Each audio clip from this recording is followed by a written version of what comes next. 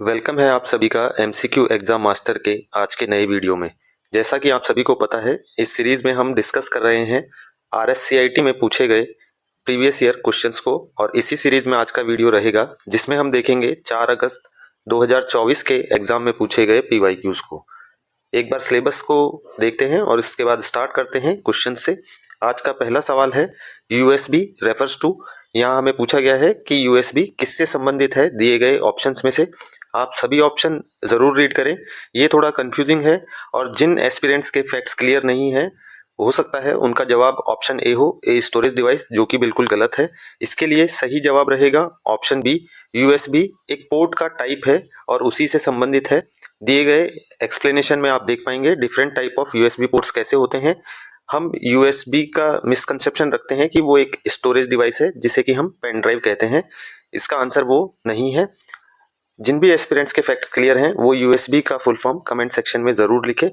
इसी तरह के इंटरेस्टिंग क्वेश्चंस आगे हमें और देखने को मिलेंगे। पढ़ते हैं अगले सवाल पे, जहां पूछा गया है in Windows 10 the background of the screen is known as. Windows 10 में स्क्रीन के बैकग्राउंड को क्या कहा जाता है। इसमें भी थोड़ा बहुत कंफ्यूजन है, जिनके फैक्ट्स क्लियर नहीं है या टू द पॉइंट नहीं है। इसके लिए सही जवाब रहेगा ऑप्शन बी, उसे डेस्कटॉप कहा जाता है, ना कि ऑप्शन सी जिसे विंडो कहा गया है। बढ़ते हैं अगले सवाल की तरफ, जिसमें पूछा गया है a repair for a known software bug usually available at no charge on the internet is called.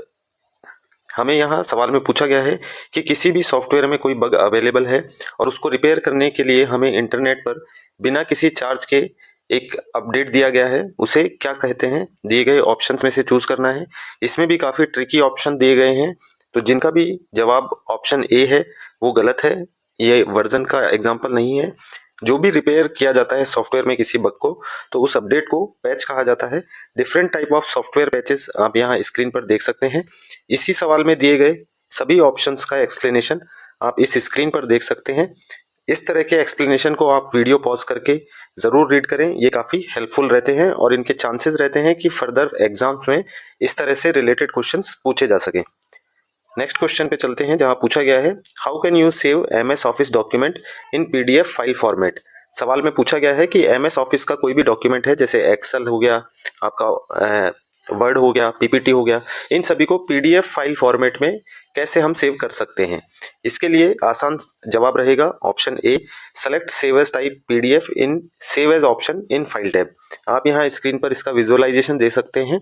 हम फाइल टैब में जाके सेव एज ऑप्शन चूज करेंगे और वहां पर हमें ड्रॉप डाउन मेन्यू दिखाई देगा। उस ड्रॉप डाउन मेन्यू में different type of file types हमें वहां दिखाई देंगे। उन्हीं फाइल टाइप्स में से हम पीडीएफ फॉर्मेट को चूज करके अपनी जो करंट फाइल है एमएस ऑफिस के किसी भी फॉर्मेट में, उसको पीडीएफ में सेव कर सकते हैं। ये ध्यान रहे कि ये जो कॉपी सेव होगी ये डिफरेंट कॉपी सेव होगी, यानी कि जो हमारी एग्जिस्टिंग फाइल टाइप है उसके अलावा में एक और पीडीएफ फाइल जनरेट कर दी जाएगी सेव एज ऑप्शन में। चलते हैं अगले सवाल पर, जहां पूछा गया है the process of copying files to a CD is known as. हमें सवाल में पूछा गया है कि सीडी यानी कॉम्पैक्ट डिस्क के अंदर कोई भी फाइल्स को कॉपी जब किया जाता है तो इस प्रोसेस को क्या कहा जाता है। हमें यहाँ ऑप्शन दिए गए हैं। इसके लिए सही जवाब रहेगा ऑप्शन सी, उसे बर्निंग कहा जाता है। यहाँ सीडी या डीवीडी कोई भी हो, कोई भी ऑप्टिकल डिस्क हो, उस पर राइटिंग यानी किसी भी डेटा को कॉपी करना या उस पर सेव करना, इसे बर्निंग कहा जाता है। चलते हैं अगले सवाल की तरफ, जहां पूछा गया है how are data organized in a spreadsheet. सवाल में पूछा गया है किसी भी स्प्रेडशीट में किसी डेटा को किस तरह से ऑर्गेनाइज यानी व्यवस्थित किया जाता है। यहाँ हमें ऑप्शंस दिए गए हैं। जिनके क्लियर नहीं है फैक्ट्स, जिन्होंने कभी बहुत ज़्यादा यूज़ नहीं किए हैं एमएस एक्सेल या स्प्रेडशीट को, उनके जवाब गलत हो सकते हैं। बाकी इसका आसान जवाब है option C, rows and column कहा जाता है। इससे संबंधित सवाल भी बहुत दफ़ा पूछे जाते हैं।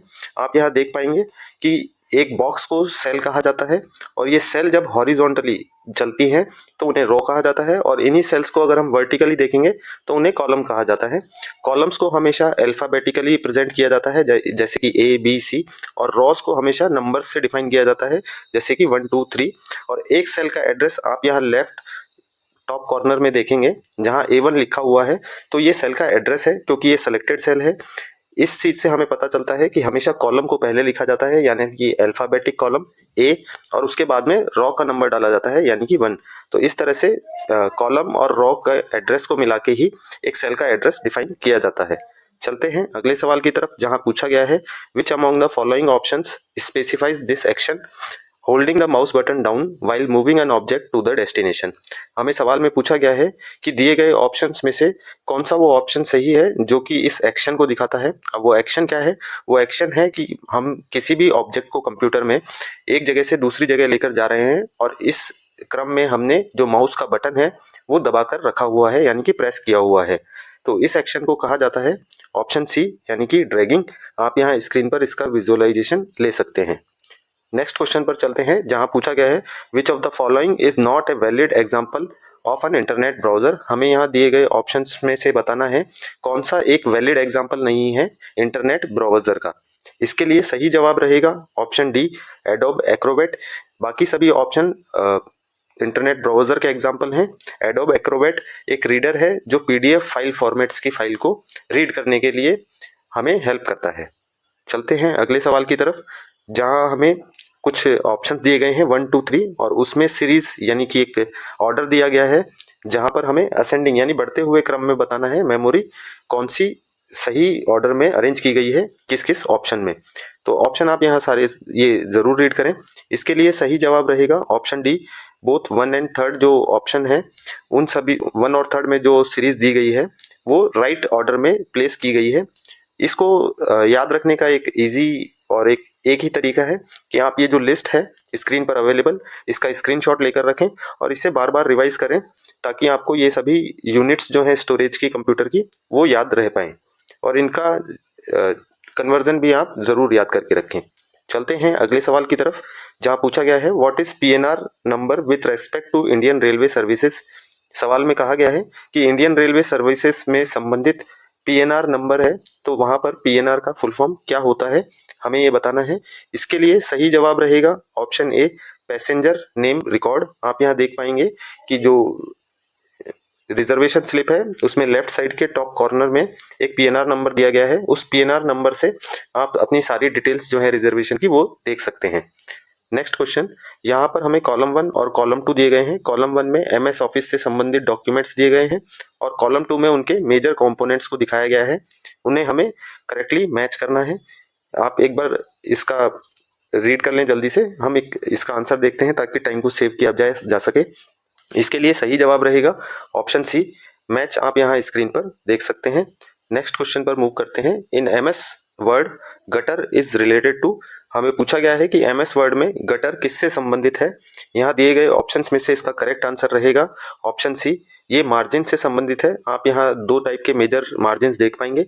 मिरर मार्जिन वो होते हैं जो किसी भी बुक के एजेस पर छोड़े जाते हैं, जबकि गटर मार्जिन वो होता है जहां से वाइंडिंग किया जाता है।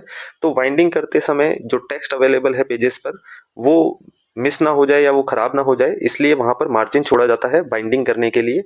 उसी मार्जिन को हम गटर मार्जिन कहते हैं। Next question, which of the following is not an operating system. हमें यहाँ ऑप्शंस में डिफरेंट ऑपरेटिंग सिस्टम दिए गए हैं, हमें बताना है कि कौन सा एक ऑपरेटिंग सिस्टम कभी अवेलेबल नहीं था। तो इसमें से सही जवाब रहेगा ऑप्शन डी एमएस विंडोज 9। ये स्किप किया गया था, विंडोज 8 के बाद विंडोज 10 वर्जन लॉन्च किया गया था। नेक्स्ट क्वेश्चन पर मूव करते हैं। आसान सवाल है जहां पूछा गया है कि डॉट मैट्रिक्स किसका टाइप है। इसके लिए सही जवाब रहेगा ऑप्शन सी प्रिंटर का टाइप है। डिफरेंट टाइप ऑफ प्रिंटर्स आप यहाँ स्क्रीन पर देख सकते हैं। चलते हैं अगले सवाल पर, जहां पूछा गया है which of the following is not true about hyperlink in MS word. यहाँ एमएस वर्ड में हाइपरलिंक से संबंधित कुछ स्टेटमेंट दिए गए हैं और हमें आइडेंटिफाई करना है कि कौन सा स्टेटमेंट हाइपरलिंक से संबंधित नहीं है या सत्य नहीं है। इसके लिए आप सभी स्टेटमेंट्स को अच्छे से रीड करें। एग्जाम में बैठते समय अभी तो हम जैसे रिवीजन कर रहे हैं तो डायरेक्टली हम आंसर देख लेते हैं। एग्जाम में यही क्वेश्चंस बहुत ज़्यादा कंफ्यूजिंग हो जाते हैं, क्योंकि जब हम सभी स्टेटमेंट्स को पढ़ते हैं तो हमें कोई ना कोई एक रिलेटेड लगता है और हमें लगता है वही सही आंसर है, जबकि एक्चुअल में कुछ और चीज़ होती है।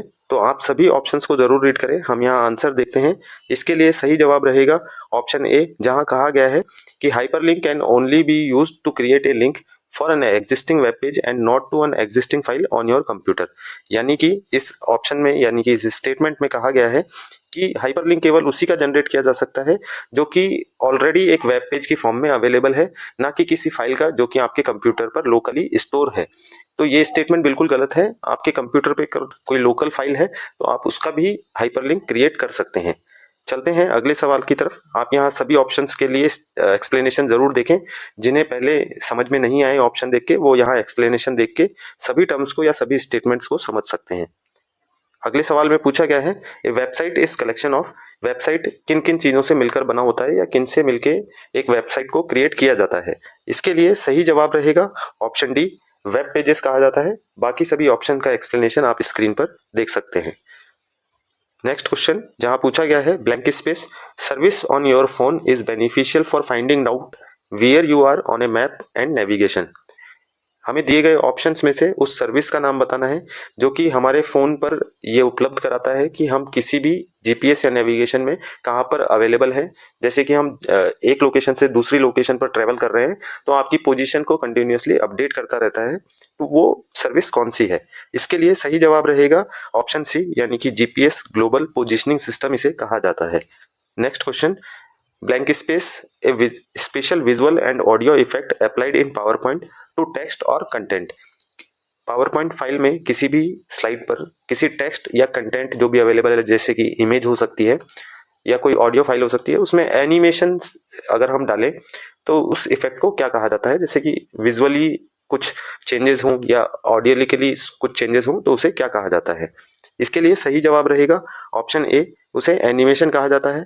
इसी से संबंधित एक टर्म और होती है ट्रांजिशन। आप ट्रांजिशन और एनिमेशन का डिफरेंस कमेंट सेक्शन में जरूर लिखें। नेक्स्ट क्वेश्चन पर चलते हैं जहां पूछा गया है, which one of the following is not an email service provider. दिए गए ऑप्शंस में से हमें बताना है कि कौन सा एक ईमेल सर्विस प्रोवाइड नहीं करता है। इसके लिए ऑप्शन एलिमिनेशन मेथड से भी कर सकते हैं और इसके लिए सही जवाब रहेगा ऑप्शन बी, यानी कि बिंग। बिंग एक ईमेल सर्विस प्रोवाइडर ना होकर एक वेब सर्च इंजन है। जैसे कि गूगल, तो गूगल भी एक सर्च इंजन है, उसी तरह से बिंग भी एक सर्च इंजन है। बाकी सभी ऑप्शन जो हैं वो सभी ईमेल सर्विस प्रोवाइड करते हैं, जिससे कि हम ईमेल सर्विसेज को एक्सेस कर सकते हैं। नेक्स्ट क्वेश्चन देखते हैं, why do you log of from your computer when going out from your office. जब भी आप अपने ऑफिस से बाहर जा रहे हैं तो अपने कंप्यूटर को आपको लॉग ऑफ क्यों करना चाहिए। लॉग ऑफ यानी आपके जितनी भी सारी ओपन वेबसाइट्स हैं या आपके जो पासवर्ड्स हैं जिनके थ्रू आप किन्हीं कॉन्फिडेंशियल वेबसाइट्स को एक्सेस करते हैं, उन सभी को आपको बंद करके क्यों जाना चाहिए। तो इसके लिए सही जवाब रहेगा option A, someone might steel your files password etc. अगर आपने लॉग ऑफ नहीं किया है तो कोई भी आपकी उन सभी कॉन्फिडेंशियल वेबसाइट्स और आप जिनको भी एक्सेस कर रहे हैं फाइल्स या फोल्डर्स को, उनको वो एक्सेस कर सकता है, उन्हें चुरा सकता है। चलते हैं अगले सवाल पर जहां पूछा गया है, which of the following is not correct statement regarding Aadhaar. Aadhaar से संबंधित कुछ स्टेटमेंट्स दिए गए हैं हमें ऑप्शन में और हमें चूज करना है कौन सा ऑप्शन सही नहीं है। ये एक आसान सवाल है जिसके लिए सही जवाब रहेगा option C, update in Aadhaar card is not possible. यानी कि आधार कार्ड में अपडेट पॉसिबल नहीं है, ये बिल्कुल गलत है। आप बहुत सारी चीजें कभी भी अपडेट करा सकते हैं। Next question, blank space is an innovative e-governance project to empower the residents of the state by providing transparent and accountable means of grievance redressal। सवाल में पूछा गया है कि वो कौन सा इनोवेटिव प्रोजेक्ट है गवर्नमेंट का जिससे कि राज्य के नागरिकों को प्रोत्साहित किया जाता है। वो प्रोत्साहन कैसे दिया जाता है? वो प्रोत्साहन दिया जाता है कि उनकी शिकायतों का निवारण बिल्कुल ट्रांसपेरेंट और एक जिम्मेदारी तय करते हुए किया जाता है। तो इसके लिए सही जवाब रहेगा ऑप्शन ए, वो पोर्टल जो है यानी कि जो इनोवेटिव प्रोजेक्ट जो है उसे एक ऑनलाइन पोर्टल के थ्रू लॉन्च किया गया है, उसे राजस्थान संपर्क कहा जाता है। जहां पर राजस्थान के जितने भी नागरिक हैं वो अपनी बहुत सारी समस्याएं जैसे बिजली, पानी और भी अदर सर्विसेज से रिलेटेड अपनी शिकायत इस पोर्टल पर दर्ज करवा सकते हैं और उस शिकायत का निवारण एक ट्रांसपेरेंट तरीके से किया जाता है। साथ ही साथ उस शिकायत के लिए जिम्मेदार भी बताया जाता है कि कौन सा विभाग या कौन सी सर्विसेज प्रोवाइडर जो है वो उसके लिए जिम्मेदार है। चलते हैं अगले सवाल की तरफ जहां पूछा गया है, which of the following is the disadvantages of cache memory. यहाँ पर हमें कैश मेमोरी से संबंधित कुछ डिसएडवांटेज या एडवांटेज दिए गए हैं। हमें इन्हीं ऑप्शन में से राइट डिसएडवांटेजेस को चूज करना है। आप सभी ऑप्शन जरूर रीड करें। इसके लिए सही जवाब रहेगा option D, cache memory has limited capacity. ये एक डिसएडवांटेज है कि कैश मेमोरी का जो साइज़ है वो काफ़ी छोटा होता है और उसमें बहुत ज़्यादा डेटा को स्टोर नहीं किया जा सकता है। आप यहाँ स्क्रीन पर कैश मेमोरी से संबंधित एडवांटेज और डिसएडवांटेज दोनों देख सकते हैं। आप वीडियो पॉज करके इन सभी को ज़रूर पढ़ें। नेक्स्ट क्वेश्चन पर चलते हैं, जहां पूछा गया है in MS PowerPoint we can run slide show from beginning using blank space key and from current slide using blank space key. हमें यहाँ सवाल में पूछा गया है कि MS पावर पॉइंट में हमें स्लाइड शो रन करना है, तो अगर हमें स्टार्ट यानी कि फर्स्ट स्लाइड से स्लाइड शो स्टार्ट करना है तो हम किस की का इस्तेमाल करेंगे, और अगर हम किसी इन बिटवीन किसी स्लाइड पर है प्रेजेंटेशन की तो उस स्लाइड से अगर हमें प्रेजेंटेशन स्टार्ट करना है तो किस शॉर्टकट की का इस्तेमाल किया जाएगा। इसके लिए सही जवाब है ऑप्शन डी F5, यानी कि फर्स्ट स्लाइड के लिए F5 की प्रेस करेंगे तो स्टार्ट किया जाएगा। और अगर हम इन बिटवीन किसी पीपीटी की किसी स्लाइड पे हैं, जैसे कि 50 स्लाइड्स हैं और हम 30 नंबर की स्लाइड पे हैं और हम 30 नंबर से ही स्लाइड शो स्टार्ट करना चाहते हैं, तो शिफ्ट प्लस F5 का इस्तेमाल किया जाएगा। Next question, the part of a computer that coordinates all its functions is called एड। हमें यहाँ सवाल में पूछा गया है कि कंप्यूटर का वो कौन सा फंक्शन है या कौन सा पार्ट है जो कि कोऑर्डिनेट करता है सभी पार्ट से या फंक्शन करेक्टली फंक्शन करने के लिए कंप्यूटर को। इसके लिए सही जवाब रहेगा ऑप्शन डी, कंट्रोल यूनिट ही कोऑर्डिनेट करती है सभी पार्ट से। Next question, what is the meaning of acronyms GBPS। यहाँ GBPS का हमें फुल फॉर्म बताना है। इसके लिए सही जवाब रहेगा ऑप्शन डी, यानी कि गीगाबिट्स पर सेकंड। ये ऑप्शन काफ़ी इजी है, इसलिए इसका करेक्ट आंसर चूज करना इतना मुश्किल नहीं रहा होगा। एक ट्रिक मैं आपको यहाँ पर बताता हूँ जहाँ पर बहुत सारे लोग कंफ्यूज हो सकते हैं कि अगर जैसे इस ऑप्शन में दिया गया होता गीगाबाइट्स पर सेकंड, तो हो सकता है बहुत सारे एस्पिरेंट्स गीगाबाइट्स पर मूव कर जाते, जो कि इनकरेक्ट आंसर होता। अब डिफरेंस हमें यहाँ समझने की जरूरत ये है कि यहाँ पर GB, तो यहाँ पर B जो है वो स्मॉल लेटर्स में लिखा गया है, तो स्मॉल लेटर में जब B लिखा होता है तो उसका मीनिंग बिट्स से होता है, यानी कि इसका राइट आंसर गीगा बिट्स पर सेकंड होगा। अगर यहाँ पर B को अगर कैपिटल लेटर में डिनोट किया गया होता तो वहां पर B का मतलब बाइट्स से हो जाता और फिर उसका करेक्ट आंसर गीगा बाइट्स पर सेकंड होता। तो ये छोटी छोटी चीजों का डिफरेंस आप हमेशा समझ कर चले। चलते हैं अगले सवाल पर, जहां पूछा गया है which of the following has the least storage capacity. यानी कि दिए गए ऑप्शंस में से हमें वो ऑप्शन चूज करना है जिसकी स्टोरेज कैपेसिटी सबसे कम है। इसके लिए सही जवाब रहेगा ऑप्शन ए, फ्लॉपी डिस्क। इसकी स्टोरेज कैपेसिटी 1.44 MB तक होती है और ये पुराने जमाने का स्टोरेज इक्विपमेंट है। अब ये यूज बहुत कम या ना के बराबर होता है। चलते हैं अगले सवाल की तरफ, जहां पूछा गया है which of the following alignment option in MS Word 2010 aligns each line of the paragraph between left and right margins and produces straight edges on both left and right edges। सवाल में पूछा गया है कि MS Word में कौन सा वो फॉर्मेट है जिसकी सहायता से हम अपने डॉक्यूमेंट में जो भी पैराग्राफ लिखे गए हैं या टेक्स्ट लिखा गया है उसको इस तरह से अलाइन कर पाएं कि लेफ्ट साइड और राइट साइड दोनों साइड में जो स्पेस है वो इक्वल बचे, साथ ही साथ जो उसका विजुअलाइजेशन है वो भी ऐसा लगे कि दोनों तरफ से टेक्स्ट जो है वो बराबर बराबर सेट किए गए हैं। इसके लिए सही जवाब रहेगा ऑप्शन सी। यहाँ पर मिसप्लेस कर दिया गया है ऑप्शन को, जिसका राइट आंसर है जस्टिफाई। आप यहाँ स्क्रीन पर देख पाएंगे सभी तरह के एडजस्टमेंट कौन कौन से अवेलेबल हैं MS वर्ड में, और इसके आइकन से आप समझ सकते हैं कि टेक्स्ट किस तरह से दिखाई देगा। तो अगर आप जस्टिफाइड यानी कि जो लास्ट ऑप्शन है उसको देखेंगे तो आप देख पाएंगे कि लेफ्ट और राइट साइड में केवल इक्वल एक similar line type as available है जो कि सवाल में पूछी गई है। चलते हैं अगले सवाल पर, जहां पूछा गया है suppose you want to ensure that a worksheet in MS Excel 2010 prints on 1 page wide by any number of pages tall, which setting would you use. किसी भी सवाल को सही आंसर देने के लिए उसको समझना बहुत जरूरी है और उसी का एग्जाम्पल ये सवाल है। इसको हम थोड़ा इजीली समझते हैं, जहां सवाल में पूछा गया है कि हम MS Excel 2010 में कोई वर्कशीट हमने प्रिपेयर की है और उसको हम प्रिंट करना चाहते हैं। तो सवाल में पूछा गया है कि जो प्रिंट किया जा रहा है वो 1 पेज बाय 1 पेज वाइड होना चाहिए, मतलब कि जो 1 पेज है हम किसी भी साइज का पेपर ले रहे हैं जैसे A4 हो गया या लेटर साइज का कोई पेपर हो गया, तो उसकी जितनी विड्थ है उतनी ही विड्थ में वो सारा डेटा आना चाहिए। और एनी नंबर ऑफ पेजेस टाल यानी कि लंबाई यानी कि टॉप टू बॉटम कितने भी पेजेस हो सकते हैं, तो लंबाई में भी कितने भी पेजेस बढ़ जाएं, लेकिन विड्थ में चौड़ाई के हिसाब से वो पेजेस नहीं बढ़ने चाहिए।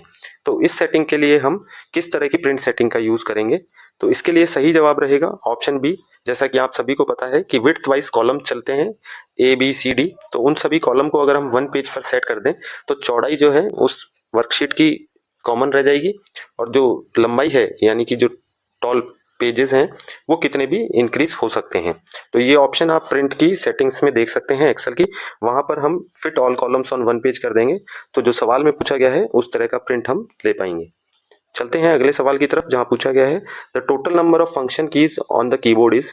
कीबोर्ड पर फंक्शन कीज कितनी पाई जाती हैं, ये हमें बताना है नंबर्स में। तो इसके लिए सही जवाब रहेगा ऑप्शन बी, 12 नंबर की फंक्शन कीज पाई जाती है F1 to F12। यहाँ टॉप पर आप स्क्रीन पर देख पाएंगे। Next question, what is the function of recycle bin. Recycle bin का क्या कार्य रहता है, तो उसका कार्य रहता है स्टोर डिलीटेड फाइल। जितनी भी फाइल्स हम डिलीट कर देते हैं टेम्परेरी, वो रिसाइकल बिन में स्टोर की जाती हैं। Next question, Amazon.com provides. Amazon.com क्या प्रोवाइड करता है, दिए गए ऑप्शन आप जरूर रीड करें। इसके लिए सही जवाब रहेगा option B, business to customer e commerce environment. ये किसी बिजनेस को कस्टमर तक पहुंचाता है, उस तरह का ई कॉमर्स एनवायरमेंट ये प्रोवाइड करता है, जिसे कि हम B2C भी कहते हैं। जैसे कि आपने देखा होगा अमेजोन पर बहुत सारे सेलर्स अवेलेबल हैं और उन्हीं सेलर्स से हम एज ए कस्टमर प्रोडक्ट को खरीदते हैं। अमेजोन खुद में सेलर नहीं है, हालांकि अब एक क्लाउड या कोलैबोरेटिव मैनर में अमेजोन भी अपने कुछ सेलर्स को अपने अंडर मैप करके रखता है और उन्हीं के थ्रू अपने प्रोडक्ट्स की सेलिंग भी स्टार्ट कर चुका है। यहाँ आप स्क्रीन पर different type of e commerce format देख पाएंगे। चलते हैं नेक्स्ट क्वेश्चन की तरफ, जहाँ पूछा गया है blank space is the actual value of the data point in A chart of MS Excel 2010। यानी हमें पूछा गया है कि MS Excel 2010 के अंदर किसी भी डेटा पॉइंट पर जो एक्चुअल वैल्यू दिखाता है उसे क्या कहा जाता है। इसके लिए सही जवाब रहेगा ऑप्शन सी, उसे डेटा लेबल कहा जाता है।